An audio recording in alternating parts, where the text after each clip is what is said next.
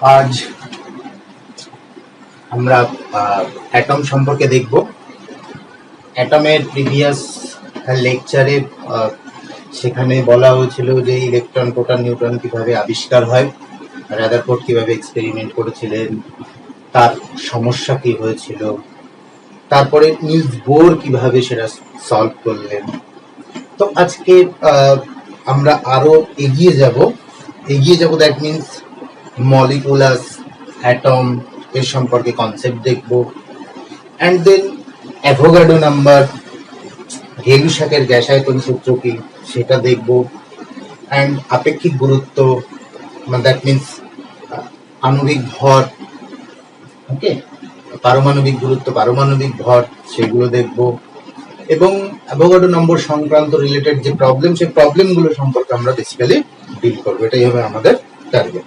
ওকে, তো আগের দিন atom and molecule, atom and molecule,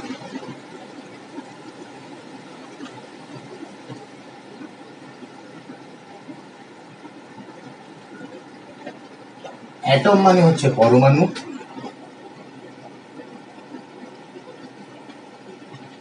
R molecule মানে অণু। খুব ভালো করে পরমাণু আর অণু সংক্রান্ত কনসেপ্ট গুলো দেখি। বেসিক্যালি কি ছিল, অণু কখন ইউজ করব, পরমাণু কখন ইউজ করব, আর অণুর স্ট্রাকচার কেমন, পরমাণুর স্ট্রাকচার কেমন। বেসিক্যালি আমরা কোনো যে স্ট্রাকচার পেয়েছিলাম, যদি আগে দেখি single element and compound element. Single element যেমন sodium, oxygen, potassium, calcium, magnesium and so on.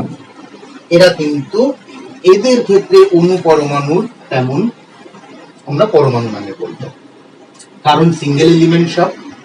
কিন্তু রাদার দ্যান অণু, oxygen, single oxygen, this is O2। তার মানে প্রকৃতিতে কি হচ্ছে, এরকম দুটো পরমাণু মিলে একটা অণু ফর্ম করছে। এবং ছবিতে কেমন হয়, suppose this is O and this is O2। প্রকৃতিতে আমরা এইভাবে পাই, দুটো পরমাণু একসঙ্গে মিলে হয় অক্সিজেনের অণু। অর্থাৎ এই জন্য আমরা লিখি, প্রথমে লিখি অণু কাউন্ট এবং শেষে সাফিক্সে যেটা লেখা হয় সেটা পরমাণু কাউন্ট। তার মানে দুটো অক্সিজেন পরমাণু নিয়ে একটা অক্সিজেন অণু গঠিত। তো এখানে যেমন Cl2, ক্লোরিনের ক্ষেত্রেও Cl একটা পরমাণু, বাট Cl2 হচ্ছে একটা অণু। দুটো ক্লোরিন পরমাণু নিয়ে একটা ক্লোরিন অণু তৈরি, যেটা অ্যাকচুয়ালি এরকম কেন হয়, কারণ প্রকৃতিতে আমরা শুধু অ্যাটম অবস্থা, পরমাণু অণু অবস্থাতে পাই, যেমন O2 অবস্থাতে পাই প্রকৃতিতে। কিন্তু O2 তো দুটো পরমাণু নিয়ে গঠিত, পরমাণুর বিহেভিয়ার তো আলাদা নয়, তো পরমাণুর বিহেভিয়ার তো সেম। তো এই কারণের জন্য যখন ডিরাইভড ইউনিট হয়, একের বেশি সংখ্যক জিনিস তৈরি হবে, তখন তাকে আমরা বলবো অণু। যেমন আরো দেখো অণু এক্সাম্পল, H2O, জলের সংকেত। দেখো একটা অক্সিজেন, এখানে মেন বেসিক্যালি দুই রকমের কম্পাউন্ড আছে, হাইড্রোজেন অ্যান্ড অক্সিজেন। তো হাইড্রোজেনও পরমাণু, অক্সিজেন পরমাণু, দুটো হাইড্রোজেন পরমাণু এবং একটা অক্সিজেন পরমাণু নিয়ে গঠিত একটা জলের অণু। তো একটা জলের অণুতে দুটো হাইড্রোজেন পরমাণু এবং একটা অক্সিজেন পরমাণু। ওকে, তার মানে হাইড্রোজেন পরমাণু এবং অক্সিজেন পরমাণু রিলেটেড কনসেপ্ট যদি আমি বুঝতে পারি, তাহলে এই অণু কনসেপ্ট বোঝা যাবে। আচ্ছা, again H2SO4, H2SO4, sulphuric acid. আচ্ছা, সালফিউরিক অ্যাসিড একের বেশি সংখ্যক এলিমেন্ট প্রেজেন্ট, তাহলে এটা কি অণু বলবো, এখানে কিন্তু আর পরমাণু বলবো। কিন্তু এখানে একটাই করে এলিমেন্ট প্রেজেন্ট ছিল, ওই জন্য এদেরকে বলছিলাম পরমাণু। আচ্ছা, তো এখানে এই যে অণু গঠিত হচ্ছে, বেসিক্যালি অণু গঠিত হয় কি দিয়ে, পরমাণু দিয়ে। হাইড্রোজেন, দুটো হাইড্রোজেন পরমাণু, একটা সালফার পরমাণু এবং চারটে অক্সিজেন পরমাণু নিয়ে তৈরি একটা সালফিউরিক অ্যাসিডের অণু। এইও যদি সালফিউরিক অ্যাসিডের অণু হয়, এই দুটো তৈরি হাইড্রোজেন, সালফার একটা এবং চারটে অক্সিজেন অণু। ও ও ও, ঠিক এইভাবে তৈরি হয়েছে সালফিউরিক অ্যাসিডের একটা অণু, এই একটাও। এইরকম প্রচুর অণু থাকবে। আচ্ছা, তার মানে প্রচুর অণু থাকা মানে প্রচুর পরমাণু থাকবে। তার মানে বেসিক্যালি অণুর যে স্ট্রাকচার গুলো সেগুলো কি হয়, পরমাণুর ক্যারেক্টারিস্টিক্স এর উপরেই ডিপেন্ড করে। পরমাণুগুলোর ক্যারেক্টারিস্টিক্স মিলে তৈরি হয় অণুগুলোর ক্যারেক্টারিস্টিক্স। আচ্ছা, আরো দেখি সালফার ডাইঅক্সাইড SO2, দুটো অক্সিজেন পরমাণু এবং একটি সালফার পরমাণু নিয়ে তৈরি হয়েছে একটি সালফার ডাইঅক্সাইডের অণু। আচ্ছা, যদি বলতাম 2SO2, তাহলে এখানে একটা সালফার পরমাণু এবং দুটো অক্সিজেন পরমাণু নিয়ে তৈরি হয়েছে একটি সালফার অণু, ঠিক এই রকম দুটো সালফার অণু। তাহলে একটা সালফার ডাইঅক্সাইডে যদি একটা সালফার থাকে, দুটো সালফার ডাইঅক্সাইড অণুতে দুটো সালফার পরমাণু এবং 2 দুগুণে 4টে অক্সিজেন পরমাণু থাকে। এখানে যে দুটো, একটা সালফার ডাইঅক্সাইডে দুটো অক্সিজেন পরমাণু, তাহলে দুটো সালফার ডাইঅক্সাইড 4টে অক্সিজেন পরমাণু। ঠিক এইভাবে আমরা পরমাণু ক্যালকুলেশন করি। তো আশা করি এখানে কিছুটা ক্লিয়ার হয়েছে যে অণু কি জিনিস, পরমাণু কি জিনিস। অ্যাকচুয়ালি অণু দিয়েই পরমাণুগুলো তৈরি। So mole is consist of by atom. তো অ্যাটম যেহেতু ফান্ডামেন্টাল জিনিস, এই জন্য সবসময় রাদারফোর্ড বা নিলস বোর তাদের এক্সপেরিমেন্টের বিষয়বস্তু ছিল এই যে পৃথিবীতে যে যে এলিমেন্ট গুলো তৈরি সেগুলো ফান্ডামেন্টাল কি কি জিনিস দিত। ওকে, তো ফান্ডামেন্টাল জিনিস পরমাণু।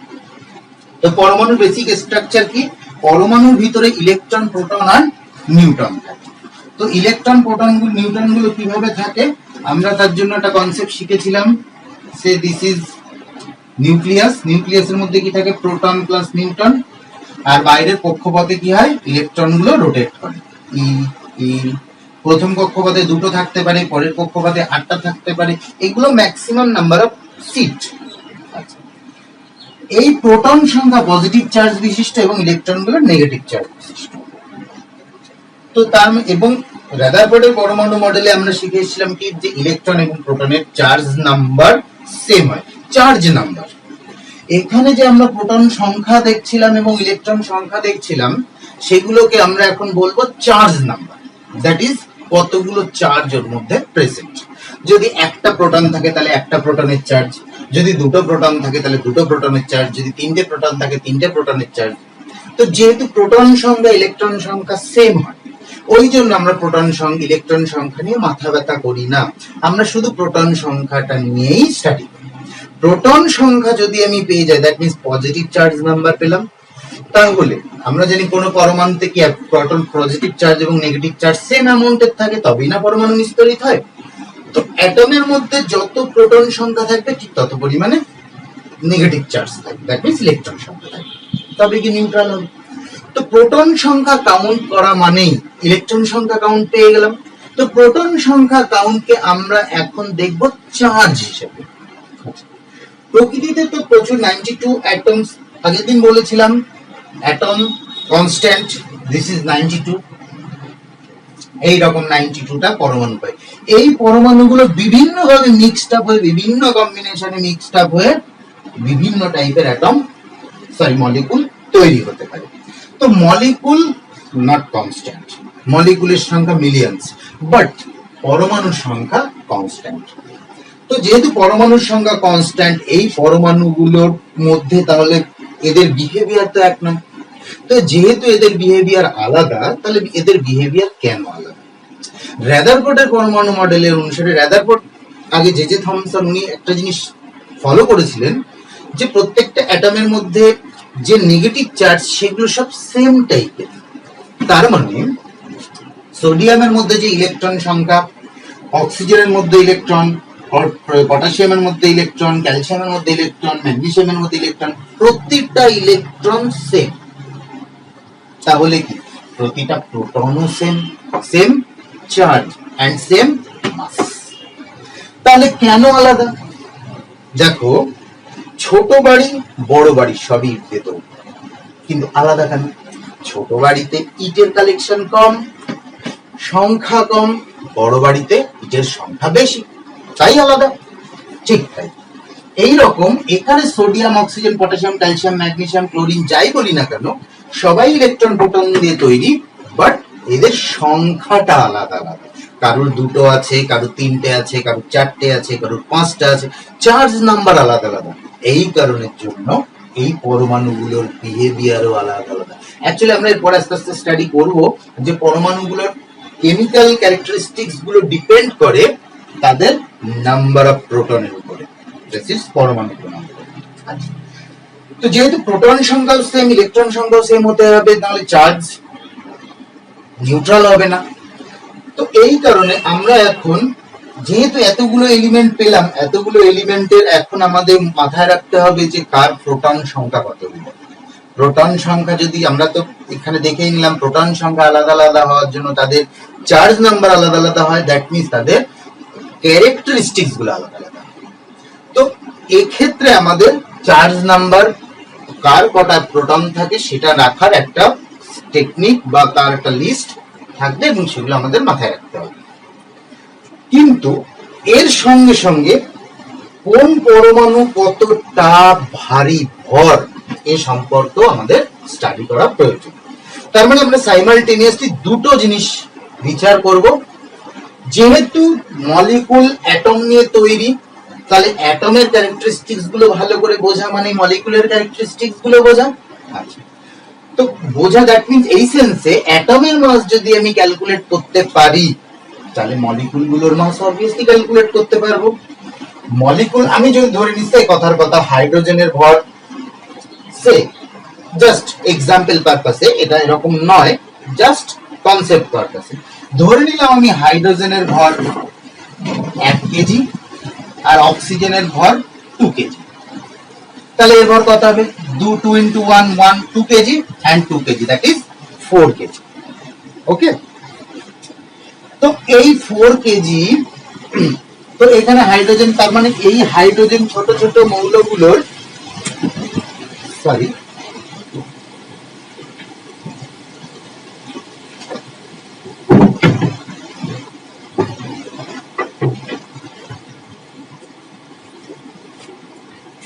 তো হাইড্রোজেন এই যে পরমাণুগুলোর ভর যদি আমি পাই, তো এখানে বসে আমি টোটাল অণুটার ভর পেয়ে যাব 2 KG, 2 into 1 KG 2 KG and 2 KG একটা অক্সিজেন, তো দিস ইজ 4 কেজি। তাহলে আমরা এই জাস্ট এইটুকু তো বুঝতে পারলাম যে পরমাণুর ভর যদি আমি মাপতে পারি, তার মানে আমি অণুর ভরও মাপতে পারবো। আমাদের আগে মাথায় রাখবো, তার মানে মেইন ফোকাস করব অ্যাটম। আচ্ছা, অ্যাটমের বেসিক্যালি কি কি আমরা ফোকাস করব? অ্যাটমের ফোকাসের মধ্যে আমাদের বেসিক্যালি টার্গেট থাকবে দুটো জিনিস ফোকাস করা। This is charge number,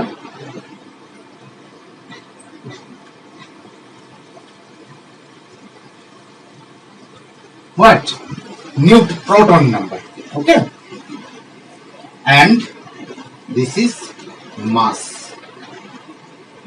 of atom।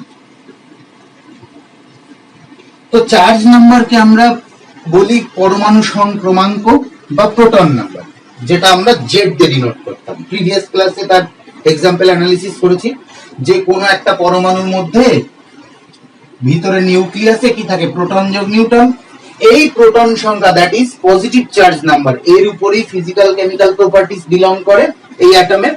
তো এই কারণে আমরা কি করব? এই প্রোটন সংখ্যা, দ্যাট ইজ চার্জ নাম্বার, এইভাবে ডিনোট করছি। এবং এই পরমাণুটার ভর কতটা ভর, সে এরকম হয় না, তবুও যদি বলি একটা দাড়ি পাল্লায় আমি পরমাণুর ভরটা মাপলাম, মেপে কতটা ভর পেলাম সেই ভর। তার মানে দুটো জিনিস আমাকে সাইমালটেনিয়াসলি মাথায় রাখতে হবে। কেন? যেমন একটা এক্সাম্পল নিয়ে দেখি, হাইড্রোজেন। হাইড্রোজেনের ক্ষেত্রে কোনো নিউট্রন থাকে না, P+N। হাইড্রোজেনের ক্ষেত্রে প্রোটন থাকে একটা, নিউট্রন থাকে 0 আর একটা ইলেকট্রন থাকে। ওকে, আচ্ছা, অক্সিজেন, লেটস সে আরেকটা एग्जांपल নিই। অক্সিজেন, এটা হাইড্রোজেনের ক্ষেত্রে, অক্সিজেনের ক্ষেত্রে কি হয়? অক্সিজেনের ক্ষেত্রে 8টা প্রোটন, 8টা নিউট্রন এবং 8টা ইলেকট্রন থাকে। আচ্ছা, তো আমি অরবিটার ভাঙলাম না, 8টা ইলেকট্রন কিভাবে থাকবে? ফার্স্ট অরবিটে 2টো ইলেকট্রন থাকবে এবং নেক্সট অরবিটে 6টা ইলেকট্রন থাকবে। আচ্ছা, তো ইলেকট্রনের ভর খুব সামান্য, তো এখানে একটা ইলেকট্রনের ভর এত সামান্য, এতদিনে রাদারফোর্ডের এক্সপেরিমেন্টের পরে আমাদের ইলেকট্রন, প্রোটন, নিউটনের ভর সম্পর্কে আইডিয়া লেগে গেছে, তো মান সম্পর্কে আমরা জেনে গেছি। তো ইলেকট্রনের ভর 1, আমি যদি বলি মাস of proton, this is 1.67 into 10 to the power minus 24 gram. Mass of neutron, this is 1.67 into 10 to the power minus 24 gram. তো নিউট্রনের ভর কিছুটা পরিমাণ বেশি, বাট আমরা এই সেন্সে ধরে নেব যে এদের ভর নিয়ার অ্যাবাউট সেম। এবার যদি ইলেকট্রনের ভর ধরি, মাস অফ ইলেকট্রন, ইলেকট্রনের মাস খুব নগণ্য, দ্যাট ইজ এর মান কত, 9.1 into 10 to the power minus 27 গ্রাম। তো তার মানে একটা ইলেকট্রন একটা প্রোটনের থেকে কত গুণ ভারী, 1 upon এত টাইমস ভারী, এত টাইমস একটা ইলেকট্রনের থেকে একটা প্রোটনের ভর বেশি, তার মানে ইলেকট্রনের ভর খুব নগণ্য। তো প্রথমেই বলে নি, এই যাবতীয় ক্যালকুলেশনের মধ্যে আমরা ইলেকট্রনের ভরকে নেগলেক্ট করেছি। আচ্ছা, তো এখানে যদি আমরা বার করার চেষ্টা করি এটা হাইড্রোজেনের ভর পাবো, তার মানে হাইড্রোজেনের আমরা ইলেকট্রনের ভর তো নেগলেক্ট করি, হাইড্রোজেনের একটাই মাত্র প্রোটন আছে, তার মানে একটা প্রোটনের ভরই হাইড্রোজেনের ভর। So mass of hydrogen atom, mass of H atom, what, 1 into 1.67 into 10 to the power minus 24 গ্রাম। ওকে, তো এটা যদি গ্রাম, এটা যদি আমি এসআই তে কনভার্ট করতাম তাহলে 10 to the power minus 27 KG. যদি আমরা একে এসআই সিস্টেমে নিতাম তাহলে 10 to the power minus 27 KG. This is 1 AMU। আচ্ছা, এরকম ইউনিট কেন? দেখো, আমরা যখন কোনো কিছু ভর মাপি তখন আমরা আমাদের মতো ইউনিট বানাই। যেমন আমরা চাল, ছোট ছোট জিনিস যখন কিনতে যাই তখন আমরা তাকে কেজিতে মেজার করি, গ্রামে মেজার করি। তার থেকে যদি বড় কোনো জিনিস কিনতে হয়, যেমন চাল ডাল, কেজিতে মেজার করি। বড় বড় ট্রাকে যখন মাল আসে তখন কিন্তু আমরা কেজিতে মেজার করি না, তখন আমরা কুইন্টাল, টন ইউজ করি। কেন? কারণ তখন বড় বড় অ্যামাউন্ট, তখন কেজিতে ডিরেক্ট করতে গেলে বেশি সময় হতো। আরো ভালো এক্সাম্পল, আমরা আমাদের বয়সে কিসে বলি, বছরে বলি, কখনো মিনিট সেকেন্ডে বলি না। কেন বলি না? বিকজ এত বড় অ্যামাউন্ট হয়ে যাবে, বুঝতে বুঝতে সময় লেগে যাবে। তার মানে একটা জিনিস ক্লিয়ার হয়ে গেল, আমরা আমাদের প্রয়োজন অনুসারে মেজারমেন্টের ইউনিট বানাবো। তো প্রয়োজন অনুসারে মেজারমেন্টের ইউনিট যেহেতু, যেমন সোনা যখন আমরা মেজার করি, সোনা মেজার করতে গেলে সোনা তো আমরা নিশ্চয়ই কেজিতে মেজার করব না। আমি যদি সোনার দোকানে গিয়ে বলি আমাকে 10 to the power minus 22 KG সোনা দিন, তো তার মাথায় আসবে না। কি আমি যদি বলি 10 to the power minus 5 KG সোনা দিন, তো তার মাথায় আসবে না কত অ্যামাউন্টের সোনা চাইছে। তখন কি আমরা ছোট ছোট ইউনিট ইউজ করি, আনা, ভরি এন্ড সো। তো এই কারণের জন্য যেহেতু একটা পরমাণুর ভর খুব ছোট, 10 টু দি পাওয়ার মাইনাস 24, মানে এই অ্যামাউন্টের নিচে একের পরে 24টা শূন্য আছে, তার মানে কত ছোট অ্যামাউন্ট গ্রামে প্রকাশ করা। এই জন্য আমরা এই ইউনিটকে আমরা একটা সচরাচর একটা পরমাণুর মাপার জন্য একটা ইউনিট বানিয়ে নিলাম। এই ছোট্ট ইউনিটকে এত বড় মান বারবার হ্যান্ডেলিং করা সম্ভব নয়, এই জন্য আমরা একটা ইউনিট বানিয়ে নিলাম 1, এইটা সমান সমান 1 unit. This is 1 atomic mass unit, পরমাণু ভর মাপার একক। একে আমরা শর্টে, যেহেতু ফিজিক্সের টেকনিক থাকে যে ফিজিক্সকে আরো ইজি করতে হবে, সহজ করতে হবে বা কেমিস্ট্রিতে সহজ করতে হবে, এই জন্য আমরা 1 এমইউ বারবার যেহেতু এমইউ না বলে শুধু ইউনিটও বলতে পারি। ওকে, তো তার মানে অ্যাটমের সব থেকে মাপার ইউনিট হচ্ছে বাটখারা, ভেবে নিতে পারি ছোট ছোট যে বাটখারা, 1 ইউনিট। এক একটা বাটখারা গ্রামে প্রকাশ করলে কত, 1.67 into 10 to the power minus 24 গ্রাম, আর কেজিতে করলে মাইনাস 27 কেজি। আচ্ছা, এবার যদি আমি এবার যদি অক্সিজেনের আমি বের করতে চাই মাস অফ অক্সিজেন অ্যাটম, তো অক্সিজেনের অ্যাটম বের করা মানে কি অক্সিজেনের মধ্যে 8টা প্রোটন এবং 8টা নিউট্রন, আমরা ইলেকট্রনকে অলরেডি নেগলেক্ট করে আসছি। তো 8টা প্রোটনের মাস এবং 8টা নিউট্রনের মাস মাপা মানেই তো অক্সিজেনের মাস মাপা। তো this is 8 proton plus 8 neutron. Proton নিউট্রনের মাস সেম, তাহলে আমি লিখতে পারি 16 ইন্টু 8 8 16, 16 ইন্টু প্রোটন নিউট্রন তো সেম জিনিস, তো এই কারণে 16 পি লিখতে পারি, নিউটনের জায়গায় আমি পি লিখে নিলাম কারণ দুজনের ভর তো সেম। আচ্ছা, একটা প্রোটনের ভর 67 ইন্টু 10 টু দি পাওয়ার -24 গ্রাম। তো এর অর্থ হলো একটা হাইড্রোজেন অ্যাটমের ভর 16 টাইমস লার্জার দ্যান হাইড্রোজেন। তো এই ক্ষেত্রে আমরা এত বড় বড় মান তো মাপা সব সময় সম্ভব নয়।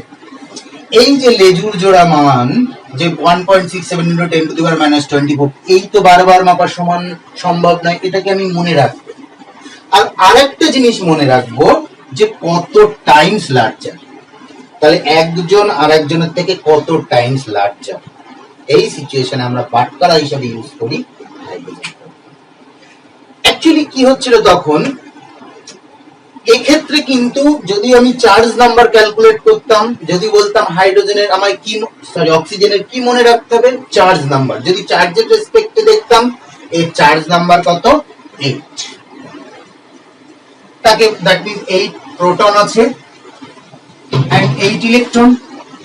তারপর ইলেকট্রন বিন্যাসগুলো আমি ডিস্ট্রিবিউট করলে কটা কক্ষপথ সেটাও জানতে পারতাম, দিস ইজ চার্জ নাম্বার।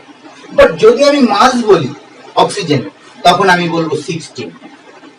তো এখন 16 তারপরে এত মান বসি তারপরে গ্রাম, দিস ইজ মোর কমপ্লিকেটেড। তো আমরা একটা বুদ্ধি খাটালাম যে এ কত টাইমস লার্জার, এইটা শুধু মনে রাখবো কত টাইমস লার্জার। আচ্ছা, কার্বন যদি আমি বলি মাস অফ কার্বন অ্যাটম, কার্বন অ্যাটমের মধ্যে কি থাকে, কার্বন অ্যাটমের মধ্যে 6টা ইলেকট্রন 6টা প্রোটন থাকে। তো তার মানে কার্বন অ্যাটমের মাস মাপা মানে 6 প্রোটন প্লাস 6 নিউট্রন। ঠিক same that 12 into 1.67 into 10 to the power -24 gram. আচ্ছা, তো আমরা এখানে এত বড় মানটা অমিট করছিলাম, আগে যা ছিল তারপরে এমইউ লিখছিলাম, তাহলে একে অমিট যদি করি আমি একে লিখতে পারি 16 AMU or 16 ইউনিট, একে আমি লিখতে পারি 12 AMU atomic mass unit or unit only. তো তার মানে অক্সিজেন অ্যাটম হাইড্রোজেন অ্যাটম থেকে 16 times larger, carbon atom hydrogen atom থেকে 12 টাইমস লার্জার। আমি যদি কত টাইমস লার্জার এটা যদি মাথায় রাখতে পারি তাহলে আমার অবভিয়াসলি ভর পেয়ে যাব। ক্লিয়ার হলো কেন আমার ভরের দরকার হয়? আমি ঠিক কার্বনের রেসপেক্টেও যদি আমি চার্জ নাম্বার দেখতে যেতাম তাহলে কি হতো, 6 চার্জ নাম্বার আসতো কিন্তু ভর 12 টাইমস। এই জন্য প্রত্যেকটা অ্যাটমের চার্জ নাম্বার এন্ড মাস আলাদা আলাদা ইন্ডিভিজুয়ালি করে আমাদের ক্যালকুলেশন প্রয়োজন, কারণ দুটোই আমাদের ক্যালকুলেশনের সাপেক্ষে প্রয়োজন। আমরা অ্যাকচুয়ালি ভর সংক্রান্ত নিয়ে আলোচনা করি। তো কি হতো, কেন অক্সিজেন হাইড্রোজেন এগুলোও দরকার, কারণ সবারই ভর দরকার। প্রথমে যখন হাইড্রোজেন আবিষ্কার হলো সব থেকে ছোট এলিমেন্ট পাওয়া গেছিল হাইড্রোজেন, হাইড্রোজেনের থেকে ছোট এলিমেন্ট নেই, কারণ দেখো একটাই মাত্র প্রোটন এবং একটাই ইলেকট্রন, তো দিস ইজ ইউনিট। তো তখন কি করা হচ্ছিল, হাইড্রোজেনকে বাটখারা ধরে নেওয়া হচ্ছিল। দেখো হাইড্রোজেন একটা বাটখারা, কার্বন অক্সিজেনকে মেপেছি, অক্সিজেনকে মাপতে গেলে 16টা হাইড্রোজেনের বাটখারা লিখেছি, মানে 16টা হাইড্রোজেন দিয়েছি। আমি যদি এভাবে ভাবি যে একটা দাড়ি পাল্লা করেছি, দাড়ি পাল্লার মধ্যে এভাবে জাস্ট থিঙ্কিং কনসেপ্ট, এরকম একটা দাড়ি পাল্লা করা হয়েছে, এপাশে আমি একটা করে অক্সিজেন অ্যাটম চাপিয়েছি আর এপাশে হাইড্রোজেন অ্যাটম দিতেই থাকছে। কতগুলো হাইড্রোজেনের থেকে ও লার্জার, দেখলাম যে 16টা হাইড্রোজেন অ্যাটম দিলাম, একটা অক্সিজেন অ্যাটম তার সঙ্গে সমান, তার মানে কি অক্সিজেন অ্যাটম 16 টাইমস লার্জার মাস। কার্বন অ্যাটম, ঠিক এক পাশে কার্বন অ্যাটম দিলাম, আরেক পাশে হাইড্রোজেন অ্যাটম দিতেই থাকছি, দিতে দিতে দেখলাম 12টা হাইড্রোজেন অ্যাটম দিলাম, তারপরে কার্বন অ্যাটমের সঙ্গে সমান হলো। তার মানে কার্বন অ্যাটম হাইড্রোজেন অ্যাটম থেকে 12 টাইমস লার্জার, তার মানে হাইড্রোজেনের যা much that means 12 times larger. তার মানে কিন্তু আমার আর এত বড় মান মাথায় রাখার প্রয়োজন হচ্ছে না, আমরা শুধু কত টাইমস লার্জার এটা মাথায় রাখবো। তো এরকম বেসিক্যালি এরকম ভাবে তো পাল্লায় মাপা সম্ভব না, রাইট? তো যেহেতু সম্ভব না, এভাবে কিভাবে ক্যালকুলেট করা হতো? তো প্রথম দিকে করা হতো কি, হাইড্রোজেনের যেহেতু মাস পেয়ে গেছি, হাইড্রোজেনকে অন্যজনের সাথে বিক্রিয়া করানো, বিক্রিয়া করানোর পরে বিক্রিয়ার যে পদার্থগুলো তৈরি হতো তার মাস ক্যালকুলেট করা হতো। তার থেকে হাইড্রোজেনের মাস যদি বাদ দিয়ে দিতে হবে, আমি অন্যজনের মাস পাবো। যেমন হাইড্রোজেন প্লাস O2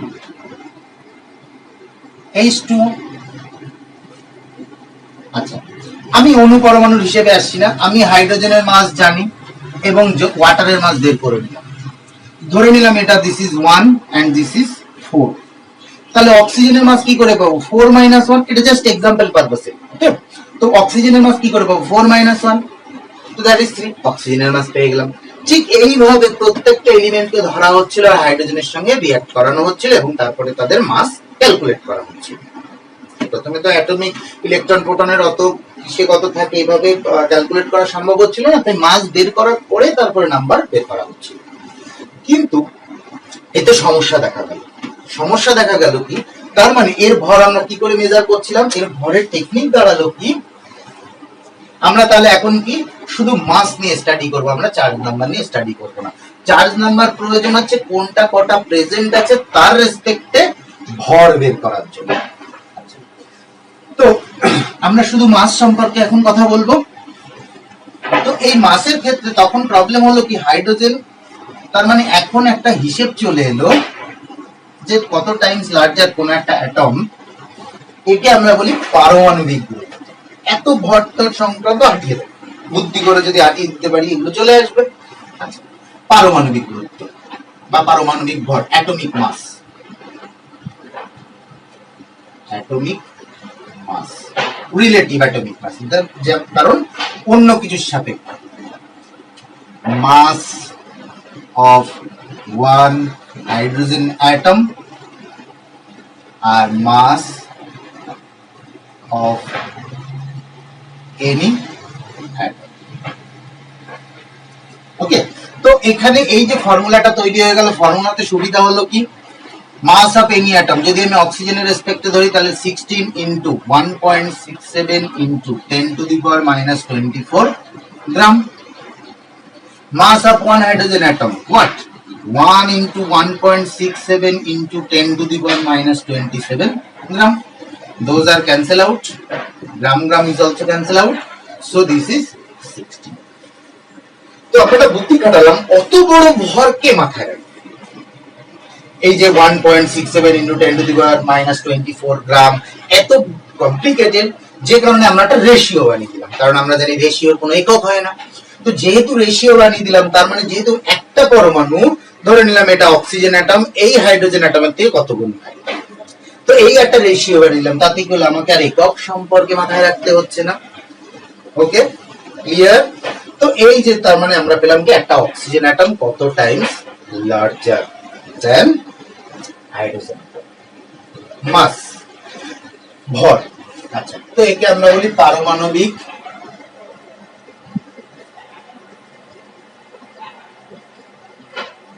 ভর বা পারমাণবিক গুরুত্ব। যেহেতু পরমাণুকে, কোন মৌলের পরমাণুকে যদি হাইড্রোজেন পরমাণুর সাপেক্ষে বিচার করি তখন পারমাণবিক গুরুত্ব, আর যদি অণুকে বিচার করি তখন হবে আণবিক গুরুত্ব। তো এই ফর্মুলায় সিম্পলি কনভার্ট হয়ে যাবে মাস অফ এনি মলিকুল, মলিকুল, তখন হয়ে যাবে অ্যাটমিক নয় আণবিক ভর।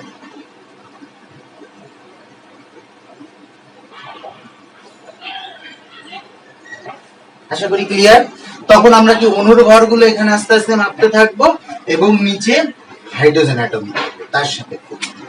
এখন সমস্যা হচ্ছে, যেহেতু অ্যাটমিক মাস যখন ছিল, আণবিক ভর আমরা হাটিয়ে দিলাম, আমরা মলিকুল অ্যাটম নিয়ে দেখব, কারণ আমাদের অ্যাটম যদি স্টাডি করতে পারি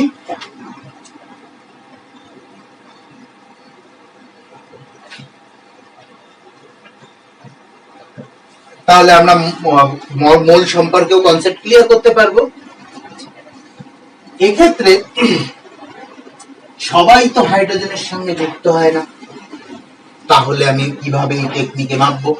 যেমন অক্সিজেন হাইড্রোজেনের সঙ্গে যুক্ত হয়েছে, এমন অনেক এলিমেন্ট আছে যারা হাইড্রোজেনের সঙ্গে যুক্ত হয় না, তাহলে কি করে আমরা মেজার করব? আচ্ছা, আবার যদি আমি এখানে, এটা তো আমি অক্সিজেনে বলেছিলাম, অক্সিজেনের যদি আমি কার্বন বলতাম, তো কার্বন যদি আসতো তখন কি হতো? 12 into 1.67 into 10 to the power minus 24 upon 1 into 1.67 into 10 to the power minus 24 cancel out হয়ে যেত। তো তার মানে অক্সিজেন, এটা কার্বন, এটা অক্সিজেন, তার মানে একটা অক্সিজেন কার্বনের থেকে, হাইড্রোজেনের থেকে 16 টাইমস মাস বেশি, এবং একটা কার্বন অ্যাটম হাইড্রোজেন অ্যাটম থেকে 12 টাইমস লার্জার মাস। তো যেহেতু আমরা অক্সিজেন এবং কার্বন অ্যাটমের মাস পেয়ে গেছি, তো এক্ষেত্রে যদি এমন কোন এলিমেন্ট যে হাইড্রোজেনের সঙ্গে যুক্ত হয় না, তাহলে তাদের মাস কি করে বার করব? এই জন্য আমরা একটা বুদ্ধি খাটালাম, ডেফিনেশন সেম রাখলাম, সরি মিনিং সেম রাখলাম, বাট ডেফিনেশনটা চেঞ্জ করে দিলাম। আচ্ছা, আমি যদি বলি এই 16 কে 1/16 দিয়ে যদি মাল্টিপ্লাই করি কি পাবো? 1, সেটা কি হাইড্রোজেনের মাস? আচ্ছা, একে যদি 1/12 দিয়ে মাল্টিপ্লাই করি পাবো কি? 1, সেটা কি হাইড্রোজেনের মাস। এই জন্য ডেফিনেশনটা না একটু চেঞ্জ করে দিলাম। ডেফিনেশন চেঞ্জ করলাম কি? মাস অফ এনি অ্যাটম আপন 1/12 into mass of 1 C atom. Interesting. Carbon পরমাণুর 1/12 ভাগ, 12 ভাগের 1 ভাগ, তার মানে কিছু তো হাইড্রোজেনের মাস। কোনো ডিফারেন্স আছে? তার মানে নিচে কিন্তু অলওয়েজ হাইড্রোজেনেরই মাস। আমরা চেঞ্জ করে দিলাম কার্বন, কেন? আমরা কার্বনের সাথে বিক্রিয়া করাবো। ওকে, কার্বনের সঙ্গে তো বিক্রিয়া হবে, তাহলে কার্বনের বিক্রিয়া যখন কার্বনের সঙ্গে যখন বিক্রিয়া সেই অন্য অ্যাটমের হবে যার সাথে হাইড্রোজেনের হচ্ছিল না, তবে গিয়ে আমি সেই এলিমেন্ট পাবো। সেখান থেকে কার্বনের ভর যদি বাদ দিই, তার এলিমেন্টের ভর পাবো। এরকম করতে হয়েছে কেন? কারণ সব এলিমেন্ট হাইড্রোজেনের সঙ্গে রিঅ্যাক্ট করছিল না, তাই আমরা কার্বনের সঙ্গেও করে রেখেছি এবং হাইড্রোজেনের সঙ্গে, অক্সিজেনের সঙ্গেও করে রেখেছি। এই জন্য আমরা দুটো নাম দিয়েছি, কার্বন স্কেলে পারমাণবিক গুরুত্ব এবং অক্সিজেন স্কেলে পারমাণবিক গুরুত্ব। ক্লিয়ার হলো? কেন দুটো তিনটে? এই জন্য এখানে আমরা তিনটে স্কেল ইউজ করি, hydrogen scale, carbon scale and oxygen scale. Scale গুলো কেন বোঝা গেল? স্কেল গুলো ডেফিনেশন আলাদা আলাদা হয়েছে, বাট মিনিং কিন্তু same. Mass of any atom, mass of any atom. Okay, নিচে ছিল মাস অফ 1 হাইড্রোজেন অ্যাটম, কিন্তু নিচে দেখো এখানে 1/12 mass of 1 carbon atom. 1 carbon atom 12 times larger, তো 12 কে যদি 12 দিয়ে ক্যান্সেল আউট করি, সেই 1 অ্যাটম হাইড্রোজেনই কিন্তু নিচে রয়ে গেছে। চেঞ্জ কিন্তু হয়, মিনিং কিন্তু। তো আমরা এইভাবে প্রত্যেকটা রেশিও মাপতে প্রত্যেকটা এলিমেন্ট যারা হাইড্রোজেনের সঙ্গে রিঅ্যাক্ট করে না, অক্সিজেনের সাথে করে, অক্সিজেনের সাথে না করলে কার্বনের সঙ্গে করে, কার্বন না কারোর সঙ্গে তো করবে। এইভাবে করতে করতে বিক্রিয়া করতে থাকা হলো এবং তার রেসপেক্টে কে কত টাইমস লার্জার মাস মেজারমেন্ট করতে থাকা হলো। তো মেজারমেন্ট করতে করতে আমরা যে মানগুলো পেয়েছি তার লিস্ট, কে কত টাইমস লার্জার। আশা করি এটা কিসের লিস্ট? ক্লিয়ার? তার মানে এগুলো সব অ্যাটমের পারমাণবিক গুরুত্ব। নেক্সট আসি মোল।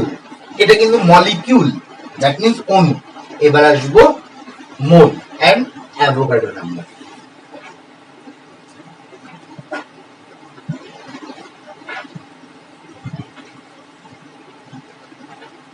আচ্ছা, তাহলে এখানে ছোট্ট করে একটু বলে দিই ডেফিনেশন কি হবে। কার্বন স্কেলে পারমাণবিক গুরুত্বের ডেফিনেশন, কোন মৌলের একটি ওয়ান অ্যাটম কোন মৌলের একটি পরমাণুর ভর একটি কার্বন পরমাণুর ভরের 1/12 তুলনায় যত গুণ ভারী তাকে কার্বন স্কেলে ওই মৌলের পারমাণবিক গুরুত্ব বলে। এগেইন, কোন মৌলের একটি পরমাণুর ভর একটি কার্বন পরমাণুর ভরের 1/12 তুলনায় যত গুণ ভারী তাকে এই মৌলের পরমাণুর পারমাণবিক ভর বলে। Carbon scale. যদি অক্সিজেন স্কেল বলতাম তাহলে এখানে কি লিখতাম, O and this is 16। Same definition সেমই রাখতাম। কোন মৌলের একটি পরমাণুর ভর একটি অক্সিজেন পরমাণুর ভরের 1/16 তুলনায় যত গুণ বাড়ে তখন তাকে বলবো অক্সিজেন স্কেলে ওই মৌলের পারমাণবিক গুরুত্ব। আর উপরে যদি অণু হয়, অণুর ভর যদি মেজার করি আণবিক গুরুত্ব। তা পরমাণুর ভরগুলো মিলে মিলেই তো অণুর ভর তৈরি হয়। তার মানে পরমাণুগুলোর ভর মেজারমেন্ট করা মানে আমার অণুর ভর মেজারমেন্ট হয়ে গেল। আচ্ছা, যেমন H2O, হাইড্রোজেনের ভর কত, 1, 2 into 1 2 প্লাস অক্সিজেনের ভর, অক্সিজেন 16, 18 গ্রাম। আচ্ছা, গ্রামে এখন যাব না, গ্রাম কি জিনিস পরে বুঝবো। 18 Times larger than hydrogen. Clear? তো নেক্সট আমরা একটা ইম্পর্টেন্ট প্রপার্টিজ দেখব, যে প্রপার্টিজ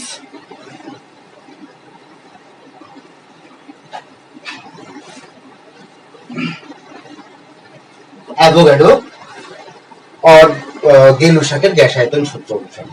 তো এবার দেখি গে-লুসাকের গ্যাস আয়তন সূত্র। গে-লুসাক,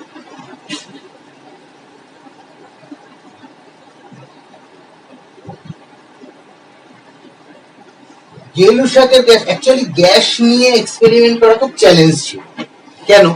বিকজ সলিড আমরা সাধারণত তিনটা অবস্থা দেখি, সলিড, লিকুইড এন্ড গ্যাস। তো সলিড আর লিকুইডের রেসপেক্টে কি হয়, এটা আমরা চোখের সামনে দেখতে পাই আয়তনটা।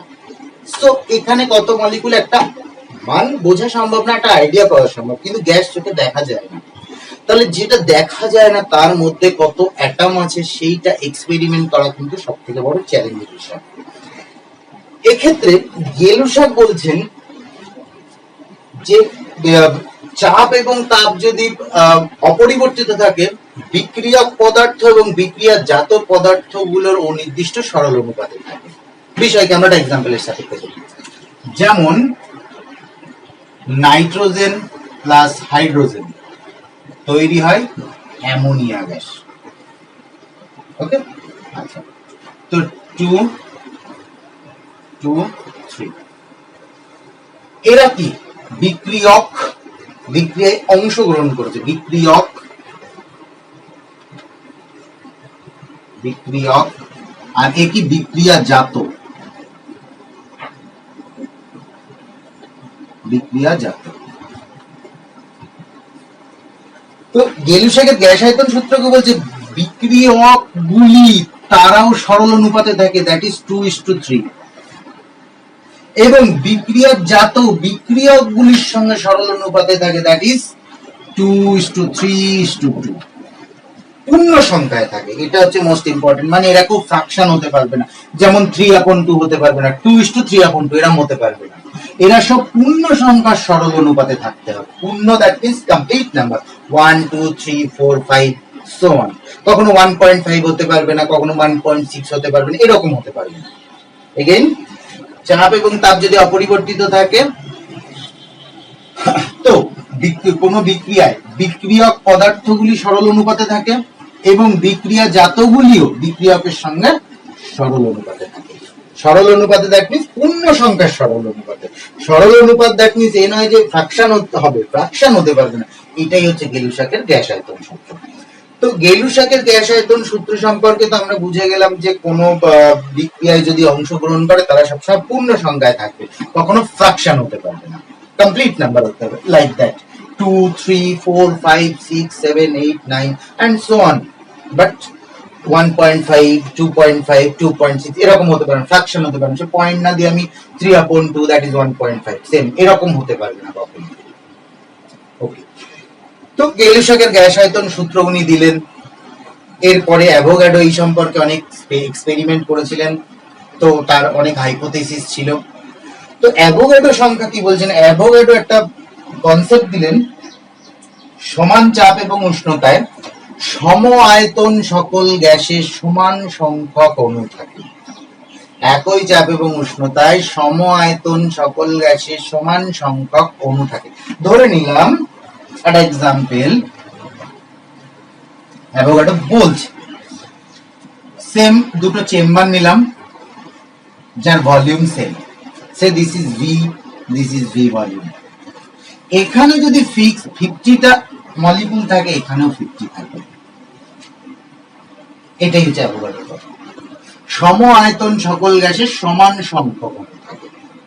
ওকে, আবার ঠিক যদি আমি বলি এর আয়তন এতেও, এটা হচ্ছে oxygen and this is hydrogen atom. অক্সিজেনের মধ্যে 50টা মলিকুল আছে এবং হাইড্রোজেনের মধ্যে 50টা মলিকুল আছে, তাহলে আমি কি বলবো, ওদের আয়তন সেম। ভাইস ভার্সা প্রসেসেও বলা সম্ভব। তাহলে আয়তন যদি সমান হয়, তাদের মধ্যে অণুর সংখ্যা প্রেজেন্ট সেম। আচ্ছা, এটা তো গেল অ্যাভোগাড্রো নাম্বার। এখন আমরা আরো একটা ইম্পর্টেন্ট জিনিস দেখবো, অ্যাভোগাড্রো নাম্বার কি জিনিস। এখন একটা বড় চ্যালেঞ্জ ছিল, সমায়তন সকল গ্যাসে তো সমান সংখ্যক অণু থাকে, মেনে নিলাম, কিন্তু সেই সংখ্যাটা কত? This is most important point.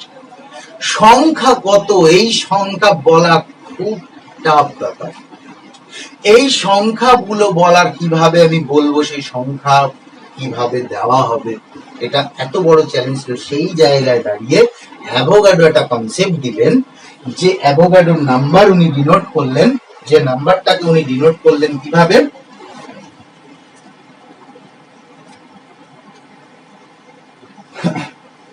Mole. That is mole concept. আমরা অ্যাভোগাড্রো নাম্বার স্টাডি করব, দ্যাট মিন্স মোল নিয়ে স্টাডি করব। Mole, concept of mole. Mole আর মলিকুল আলাদা। মলিকিউল মানে অণু, মোল কিন্তু অণু নয়, মলিকুলের শর্ট ফর্ম নয়, মাথায় রাখতে হবে। মলিকুল, মোল কি জিনিস, তার আগে একটা সিম্পল এভাবে বুঝে নি, 1 মোল of any atom is equal to 6.022 into 10 to the power 23 atom. 1 mole of any molecule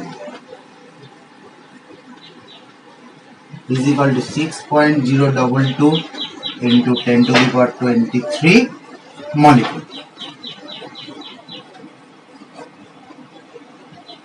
কথা দুটো ভীষণ ইম্পর্টেন্ট, ভীষণ।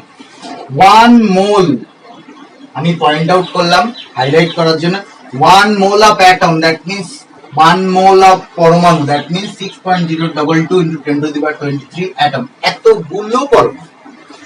1 mole of any molecule, 1 mole of any যে কোনো অণু, অর্থাৎ এতগুলো অণু। পরমাণুর ক্ষেত্রেও এই নাম্বার ইউজ করছি, অণুর ক্ষেত্রেও কিন্তু এই নাম্বার ইউজ করছি। দিস ইজ পরমাণু, দিস ইজ অণু। তাহলে মোল আলাদা জিনিস, ক্লিয়ার হলো। মোল কি অ্যাকচুয়ালি অ্যামাউন্ট, আমি এতগুলো পরমাণু তুলে নিলাম, তাকে বলছি 1 মোল। সেই এতগুলো কত, এত সংখ্যক। আমি যদি এত সংখ্যক পরমাণু তুলে নিই, এতগুলো মনে করো এতটা হলো 6.022 into 10 to the power 23, প্রচুর হিউজ নাম্বার অফ অ্যাটম। তো এতগুলো অ্যাটমকে আমি বলবো 1 মোল অ্যাটম। ঠিক তেমন এতগুলো মলিকুল, এতগুলো অণুকে যদি আমি তুলে নিই, তখন বলবো 1 মোল অফ মলিকুল। ক্লিয়ার হলো? তার মানে মোল বেসিক্যালি কি, মোল বেসিক্যালি অ্যামাউন্ট, একটা বড় সড় সংখ্যার অ্যামাউন্ট। কারণ বিক্রিয়া যখন হয়, আমরা তো গ্রাউন্ড লেভেলে বিক্রিয়ার রিয়াকশন দেখাই, একটা অণুর সাথে একটা অণু বিক্রিয়া কিভাবে একটা কি তৈরি হয়, কিন্তু ন্যাচারালি প্রকৃতিতে তো একটা হয় না, প্রচুর সংখ্যকে রিয়াকশন করে, সেই জন্য আমরা প্রচুর সংখ্যকে গ্রামে প্রকাশ করি, তার একটা সিস্টেম। তাহলে এবার আমাদের এখানে কিন্তু দুটো কনসেপ্ট চলে এলো। আচ্ছা, এখানে মুছে গেছে, সরি। এখানে কিন্তু দুটো কনসেপ্ট চলে এলো, একটা পরমাণুর ভর আর 1 মোলের ভর। সেটা অ্যাটমের রেসপেক্টে হতে পারে, মলিকুলের রেসপেক্টে হতে পারে। তাহলে আমরা দুটো চার্ট বানাই, আগে দেখি এর কি ডিফারেন্স আসে। মাস of one atom,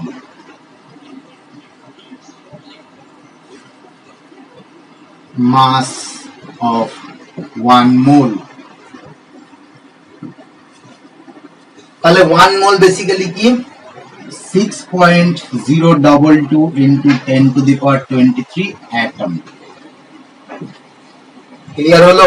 তার মানে এখানে কি আমি একটা অ্যাটমের ভর মাপবো, আর এখানে কি এতগুলো অ্যাটমের ভর মাপবো, তাকে বলছি 1 মোল, 1 মোলের মাস।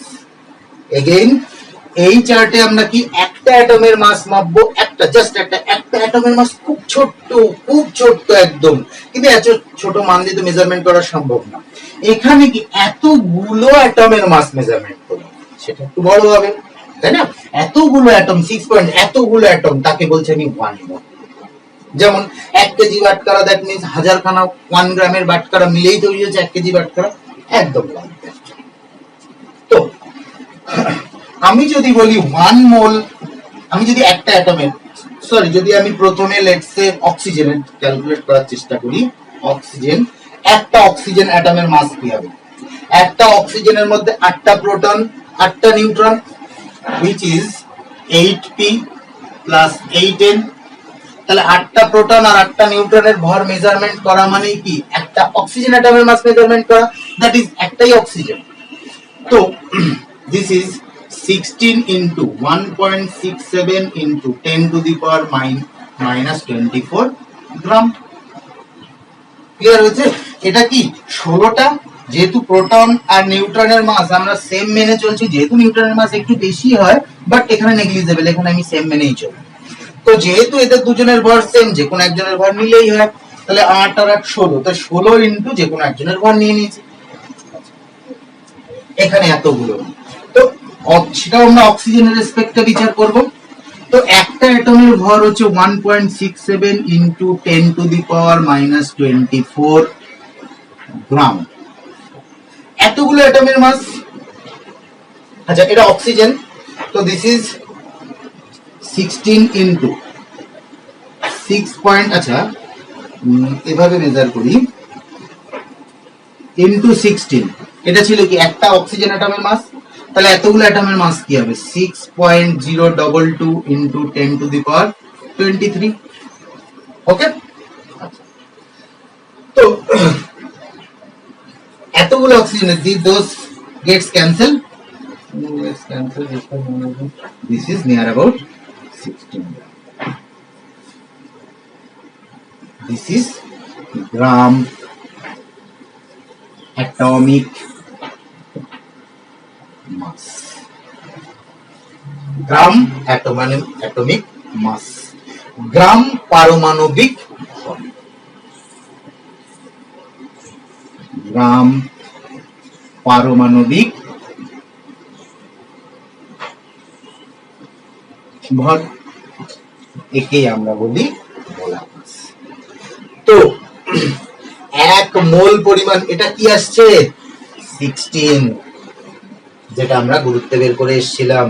তো তার মানে এখন এই গ্রাম অ্যাটমিক মাস কি জিনিস বোঝা গেল, এই যে 6.022 ইনটু 10 টু দি পাওয়ার 23, এই সংখ্যাটাকেই বলে Avogadro number. This is Avogadro number, Avogadro number. Okay, so this is Avogadro's number, suffix a, we credit goes to Avogadro। তো কি হয়েছিল, অ্যাভোগাড্রো উনি এই সংখ্যাটা প্রথমে বলেছিলেন 1 mole any atom or 1 mole any molecule that contains 6.022 into 10 to the power 23 molecule, and 1 mole of any atom contains 6.022 into 10 to the power 23 atoms। তো এই কথাটাই প্রথমে অ্যাভোগাড্রো বলেছিলেন, কিন্তু তখন কথাটা নস্যাৎ হয়ে যায়। পরবর্তীতে ক্যালকুলেশনের সাপেক্ষে অঙ্ক টঙ্ক করার ক্ষেত্রে এই মান পুট করে করতে করতে সব অঙ্ক মিলতে থাকে। তো অ্যাভোগাডোর মৃত্যুর পর উনি এই সম্মানটা পান, বাট উনি বেঁচে থাকতে থাকতে এই সম্মানটা পাননি, তখনও এই কথাটা ভার্ডিকশন ছিল। আচ্ছা, তো তার মানে অ্যাভোগাডোর সংখ্যা কি জিনিস বোঝা গেল, এবং অ্যাভোগাডোর সংখ্যার ডেফিনেশন কি জিনিস, those are definition of Avogadro। তো এখন একটা জিনিস বুঝে গেলাম, 1 মোল অফ এনি অ্যাটম, তাকে যদি আমি গ্রামে প্রকাশ করি তখন হয়ে যাবে গ্রাম পারমাণবিক ভর। আর যদি অণু হয়, আচ্ছা অণুর কনসেপ্ট পরে আসে, তো